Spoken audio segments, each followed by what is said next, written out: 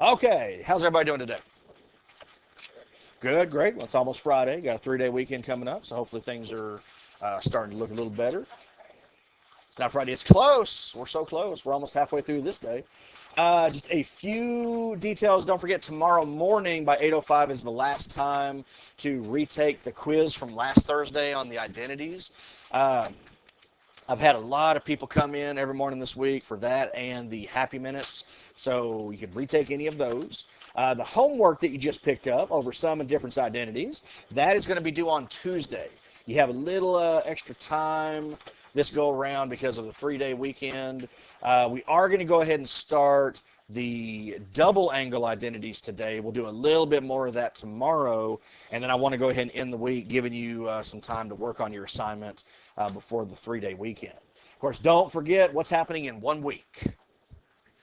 Okay, you have the exam. So the exam's going to have 2 concepts on there, the sum and difference identities that we are currently working on and all the previous identities that we've been working with. So, expect some expressions where you'll have to simplify those down using those.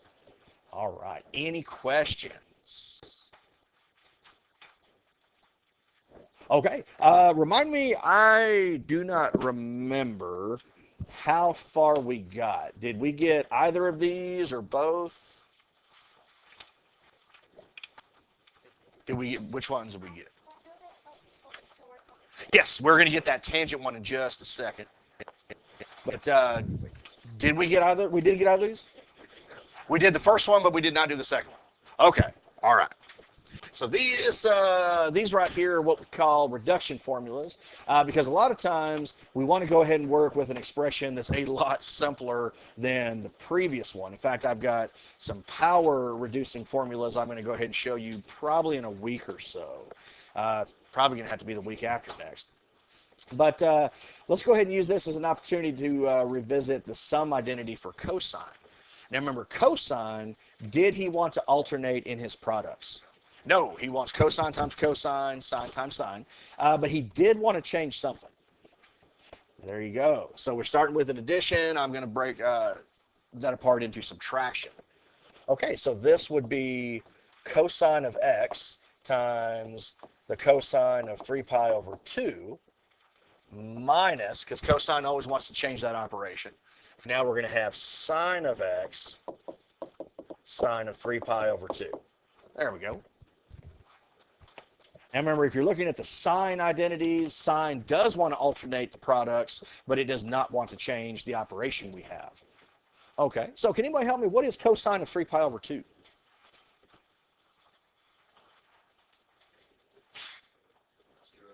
Okay, that is going to be 0. So cosine of x times 0 minus, and remember, these identities here, just think of them as formulas.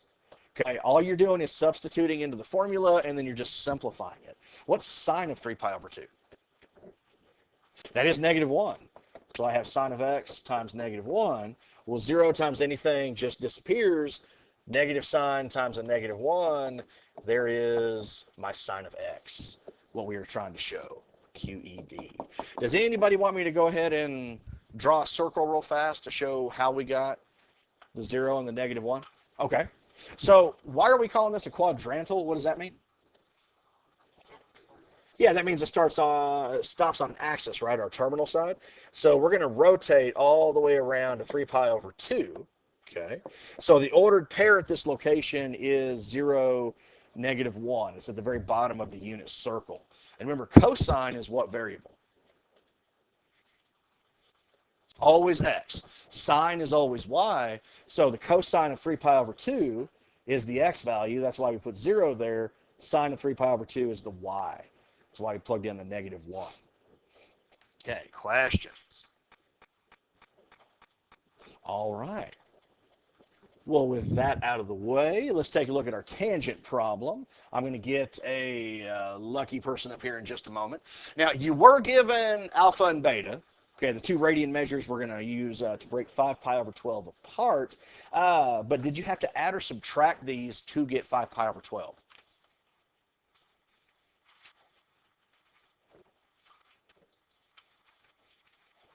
You have to subtract them. Okay, so we're going to rewrite this as tangent of 2 pi over 3, that's a 2, minus the pi over 4. There's my alpha minus beta. Well, before I get somebody to come on up here and substitute in, because this is the first tangent one we've seen, let's go ahead and actually write out the formula. Okay. So the order did matter. We have alpha and beta. There was only really one thing. Whether it was a sum or a difference, the numerator had first tangent alpha, then it had tangent beta, then it had a 1 in the denominator, tangent of alpha times tangent of beta. Okay. So that pattern was the same whether it was a sum or a difference. The only trick, what are my signs? There you go. The numerator would have the minus, the denominator would have the plus. Remember, whatever operation you start with, we're subtracting, we're going to keep that operation in the numerator. It's the denominator that changes, that takes the opposite. Okay, so here's the formula I want to use. All we got to do now is get somebody up here to finish it up. Do I have a volunteer?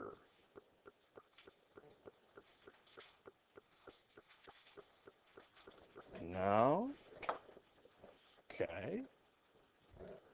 15. All right. And actually, I think I might do a little research into trying to find another random number generator, because I'm starting to notice a lot of patterns in these random numbers that come up. But Aiden's okay. She's still got a big smile on her face. She wants to come on up and show us this. All right.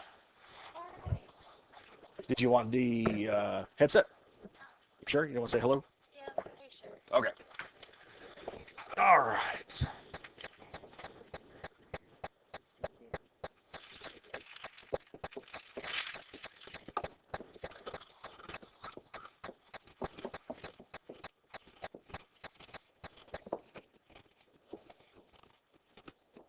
Okay, so she went ahead and converted it. 2 pi over 3 is 120 degrees. There we go. So tangent of 120 minus tangent of 45 over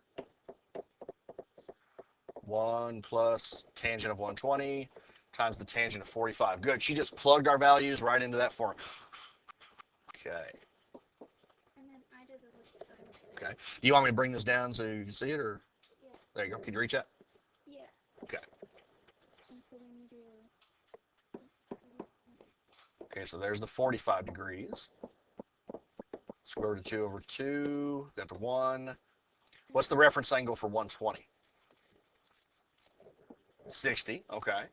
And so then this is a 30. Square root of 3 over 2, 1. And then. There's just one detail. Oh. Negative, because we're in the second quadrant. Is everybody okay with what she did? Just like we did with Happy Minutes a very long time ago. And then. Now, what does tangent want, though? Oh, yeah. Wants the thing. So The thing. Yeah.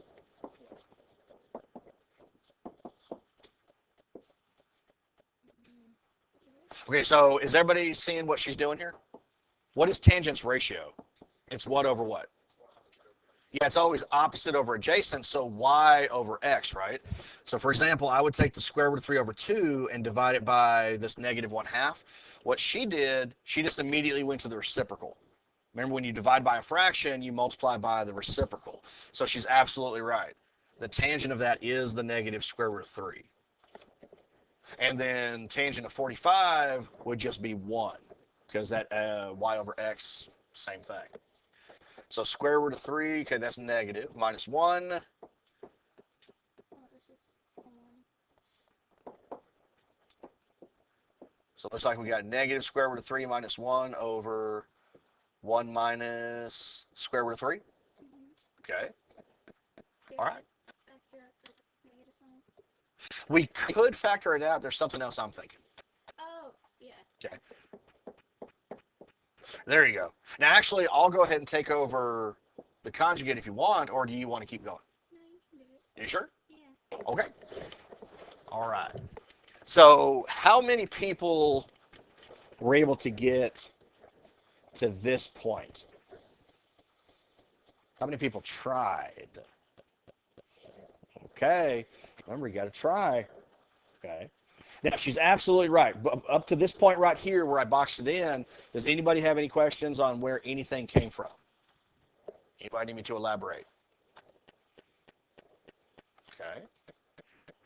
Now, this is good. This is correct. That is my answer, but we don't want to go ahead and stop there. In fact, she's multiplying by, what do we call that?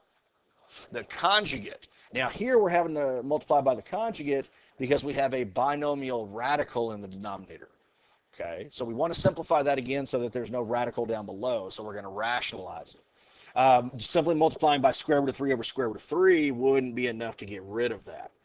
Okay, so let me rewrite this out. So negative square root of 3 minus 1 over 1 minus the square root of 3. That was the answer that Aiden got. And I'm going to multiply this by 1 plus root 3 over 1 plus root 3. Okay, and now we're going to go ahead and just run through the rest. The rest of this is just algebra. Okay. So let's see. Let's start with the top. We are going to have to FOIL, first outside, inside, last. So let's see here. So first, negative square root of 3 times 1. Negative square root of 3. Outside, minus 3, because the radicals are going to cancel.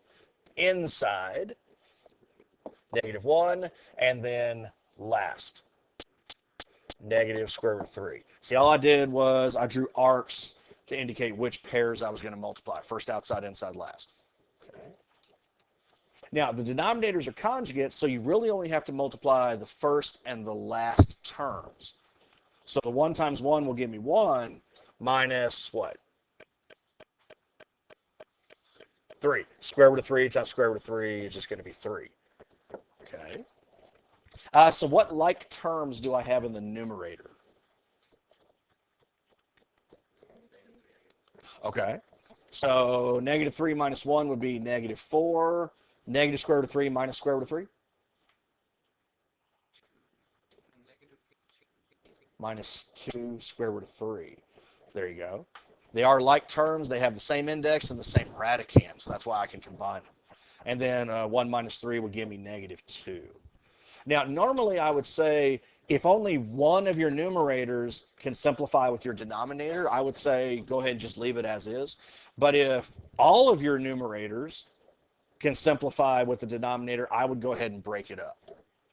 So I would say this is negative 4 over negative 2 minus the 2 square root of 3 over negative 2. Is everybody okay with how I did that? Remember, that's a rule that we've actually brought up in the past couple of weeks, separating the two fractions. So can anybody tell me what is my final answer? Negative 2? Oh, wait. Just regular 2 and then minus? No. Wait. Because the two negatives, Yeah. So it's just plus. And then root 3. That's what we'd be looking for. So on that one, more than anything, it was probably just the algebra that takes the longest time, not even using the identity. Okay. Any questions? Okay. Well, after that, you have your sum and difference identities homework, which you picked up today. It's due when? Tuesday. So hopefully we'll have a little bit of time to take a look at that tomorrow. Now let's go ahead and talk about some more identities. Because I know at this point you're probably thinking, wow, we still don't have enough identities. We need to know some more. Okay, yes. All right, so I want to go ahead and show you the double angle identities today. Okay. All right, so we're going to go ahead and derive sine of 2 theta, cosine 2 theta, and tangent of 2 theta using the sum identities from the lesson we were just looking at. Okay, so these are actually pretty simple and pretty straightforward. So let's say I want to know what sine of 2 theta becomes. Okay, what's the identity itself? Well, would you agree that 2 theta can be written like this? Okay. What is theta plus theta? Yeah, it's still just 2 theta, right? But because I broke that apart, I can now use the sum identity that we were just looking at. Okay, so just remember the pattern. So think about it, it's still being alpha and beta, it's just that alpha and beta are the same thing this time. Remember, sine wants to alternate, okay, and keep the operation. So if I'm going to apply this using the property we just had, I'm going to say sine of theta, cosine of theta. Remember, that would be your sine alpha, cosine beta.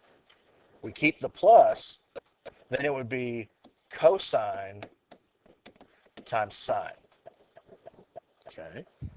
All I did was expand it using the sum identity, just using theta and theta. Okay. But does anybody notice anything? They're the same. Well, wait a minute. This first one says sine cosine and the other one says cosine sine. Yeah, so the order doesn't matter, right? So since both of these are the exact same product, I can just combine them and say 2 sine of theta, cosine of theta. That's the double angle identity for sine of 2 theta. Okay.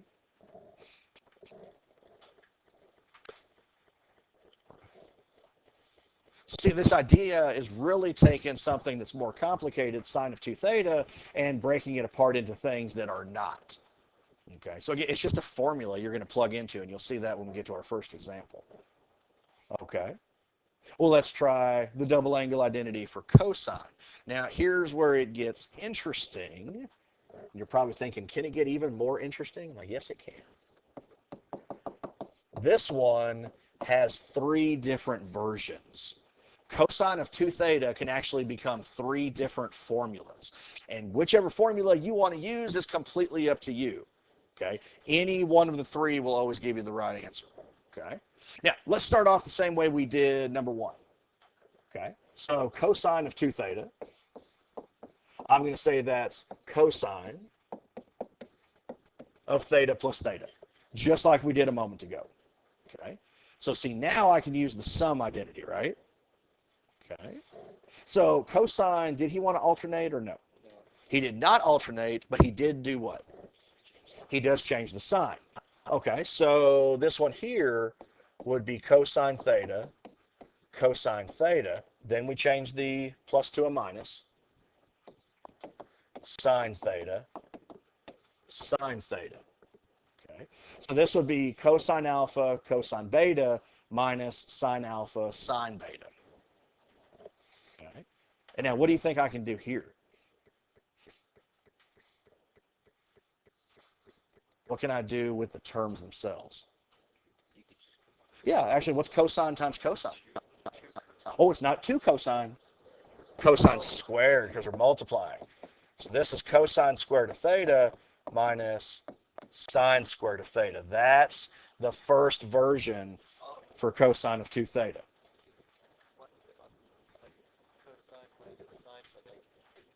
Well, the other ones only have 1 cosine squared or 1 sine squared. So I'm going to show you how we'll get those in just a second. Now, let me ask you a question. Is that negative 1? No, it's not. Remember the Pythagorean identity, because a lot of people today have been asking me about this, and was there anybody out there who was wondering if that could be negative 1? Okay, a few folks. Remember, the identity originally was cosine squared of theta plus sine squared of theta is equal to 1, right? If this was going to equal negative 1, the cosine squared would have to be negative as well. Just like I multiplied through by a negative. So it's very, very close, but it is not negative 1. Now, we're going to use this first identity in order to get the other 2. Because remember, cosine of 2 theta has 3 different formulas. Well, actually, 3 identities that we can use. So one at a time, we're going to solve this original Pythagorean for first cosine squared and then sine squared. And then we're going to go ahead and plug those in to the identity I have here. So somebody help me out. Cosine squared plus sine squared equals 1. What would that be if I solved it for cosine squared? That would be 1 minus sine squared, right? So same Pythagorean identity. What if I solved it for sine squared? Okay. That would be 1 minus cosine squared of theta. Now, what I'm going to do with these 2 expressions, one at a time, I'm going to plug them into the identity we just found. This cosine squared minus sine squared. Okay? So by manipulating the Pythagorean identity, we know that cosine squared is 1 minus sine squared, right? So I'm going to replace him first. Instead of cosine squared, I'm going to have 1 minus sine squared of theta. And then now we have the other minus sine squared that follows it. Okay. See, all I did was take this, and I'm plugging it right in there. Is everybody okay? But now, what do you notice? What can simplify in the new equation? Yeah. This would become 1 minus 2 sine squared of theta. That's the second version of cosine of 2 theta. Now, to find him, I plugged 1 minus sine squared into cosine squared. Now to find the third and final one, where am I going to plug 1 minus cosine squared? I'm going to plug him into the sine squared. Okay, so let me use a different color here. So I'm going to take this now, and I'm going to go ahead and plug it in here. Okay. So see, I'm going to go ahead and start with the cosine squared. Cosine squared of theta, that stays the same. But now since I'm subtracting a binomial that I'm going to plug in, I'm going to make sure to put that in parentheses. So 1 minus cosine squared of theta. Now what's going to happen when I drop the parentheses? It's going to be plus. It's going to be plus. I'm going to have to distribute. So this is going to be cosine squared of theta minus the 1, okay, but then plus the cosine squared of theta. All right, and then you notice I have like terms again. So the third and final version of cosine of 2 theta would be 2 cosine squared of theta minus 1. So there are my 3 different versions. It could be any of those 3. Now that's the only one that's going to have multiple identities like that, but okay. Any questions? Yes, Zach. You only need to know one of them. Now, when you're simplifying expressions, that's when you really need to know all 3 of them. Okay? But if you're just simplifying a problem like we're about to do, any of these 3. And in fact, I'm going to do 2 of them to show you get the same answer. Okay? All right. So that one is definitely the biggest. You notice you had more room because we had a little bit to do there. Here's my final one. Well, how do you think I'm going to derive tangent of 2 theta? What have I done for the previous 2? What have I done to that 2 theta? Yeah, I just split it up, right? So this would be tangent of theta plus theta. Okay. So in order to get the tangent of 2 theta, I'm going to use the identity for sum of tangent. Okay. Again, alpha and beta are just the same here. So let me give you, 45 seconds. Let's see if you guys can come up with the identity for tangent of 2 theta. Okay. Expand it using the sum identity and then simplify.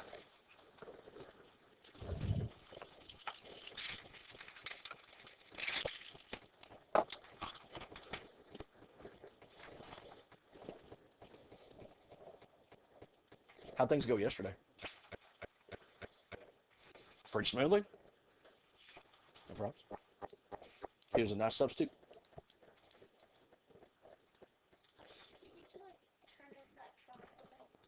Yes, that's for a quiz grade. No, you know I'm kidding, right?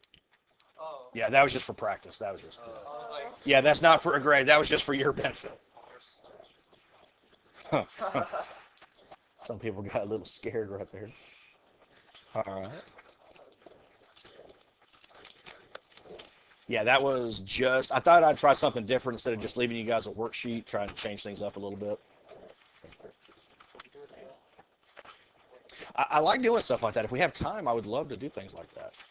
There's so much more we can do. We just don't have the time. All right. So let me go ahead and catch up to you. You may not be done, and that's okay. Now remember, when you had tangent of alpha plus beta, there was a pattern you followed. We had tangent of alpha, tangent of beta. Down below we had 1, and then we had a product of the 2. Okay. The only trick here was remembering the signs. What was in the numerator? Okay, the plus. Remember, the numerator always kept the same sign. It was the denominator that changed it. Okay. So how can I simplify that? 2 tangent of theta. Okay. Over 1 minus tangent squared of theta. That is our double angle identity for tangent. How many people got that one? Good, good, good. See, once you know the pattern, it's pretty easy. And that, really, when you think about it, that's what math is all about, just patterns that you're going to notice. Okay. All right, so with these in mind, let's go ahead and evaluate a first problem. Now, this is not in your packet. It's just an extra problem I decided to go ahead and throw in this morning. So really all you got to do is copy down the triangle. Your legs are 1 and 4. We got theta. Now, we are not finding theta. Does not matter to me what theta is. I just want to apply these 3 identities to the triangle I have. Okay, so I'll give you a second to find a place to kind of sketch that and jot it down.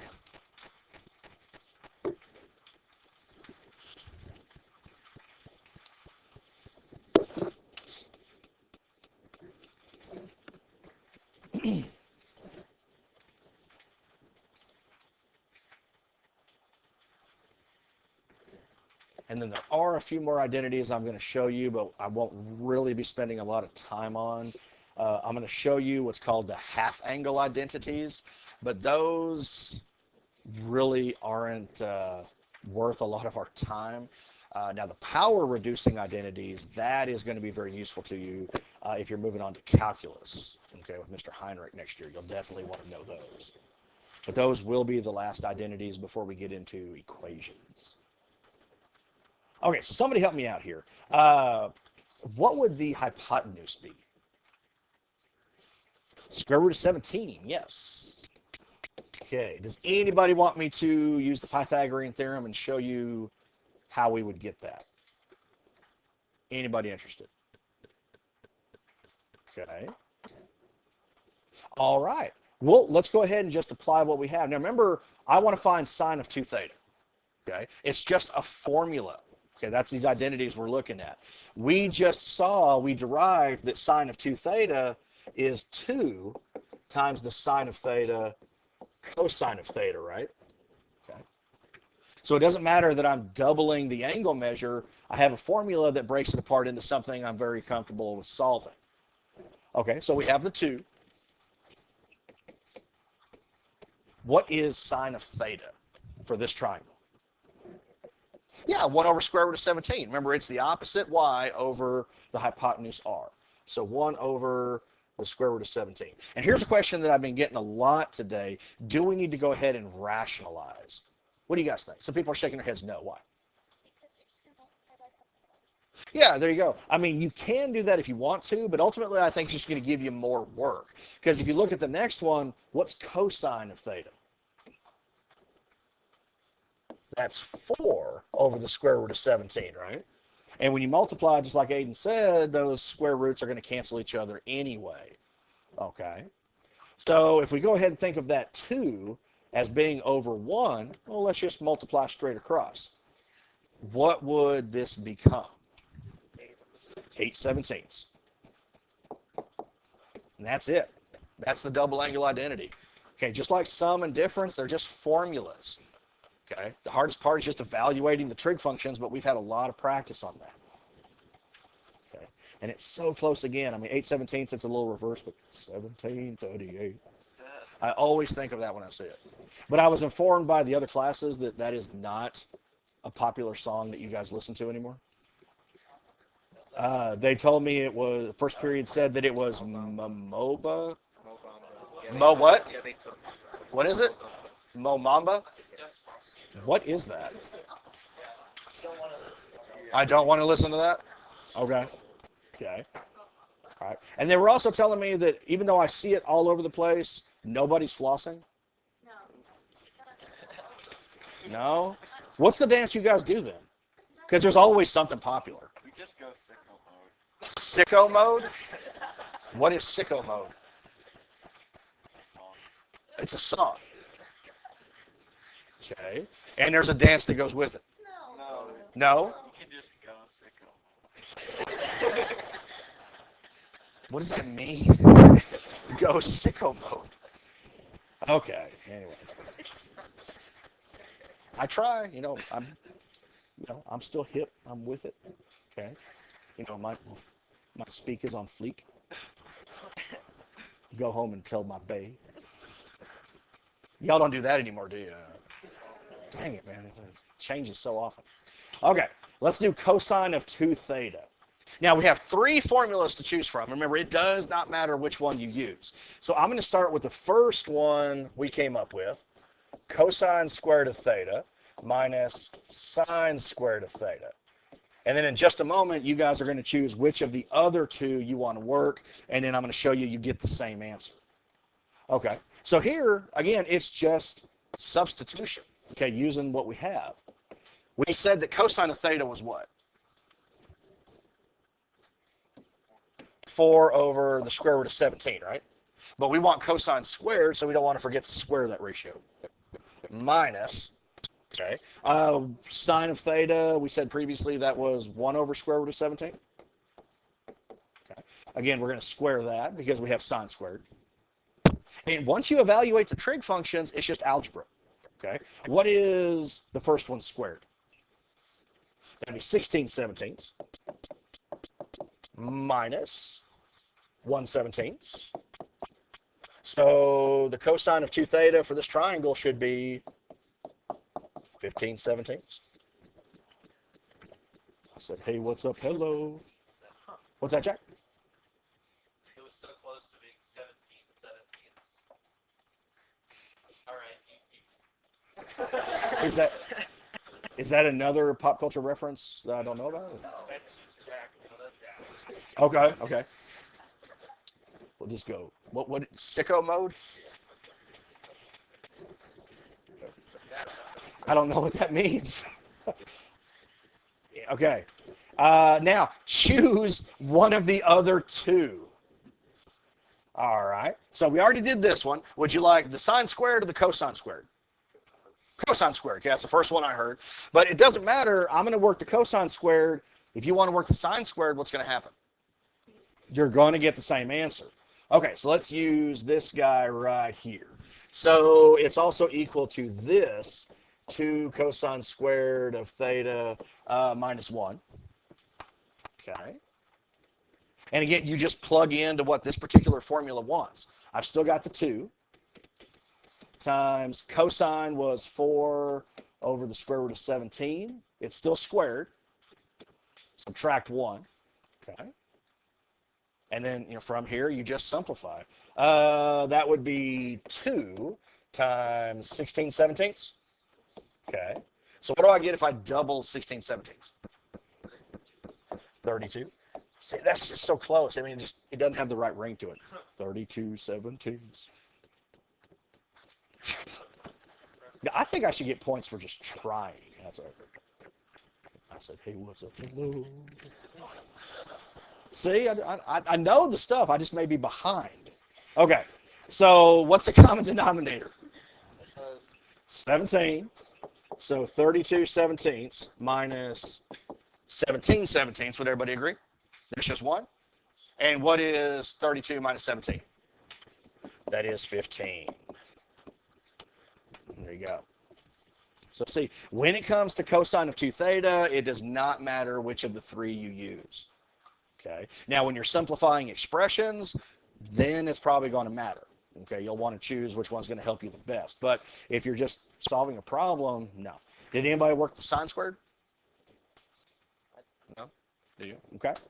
All right. So I'll tell you what. That's as far as the other classes got. So we'll just go ahead and stop there. Remind me, we need to start with C. Okay. So we'll do that tomorrow. Probably go ahead and work another problem for the double angle identities, and then I'll give you the rest of the time to work on your assignments. Okay.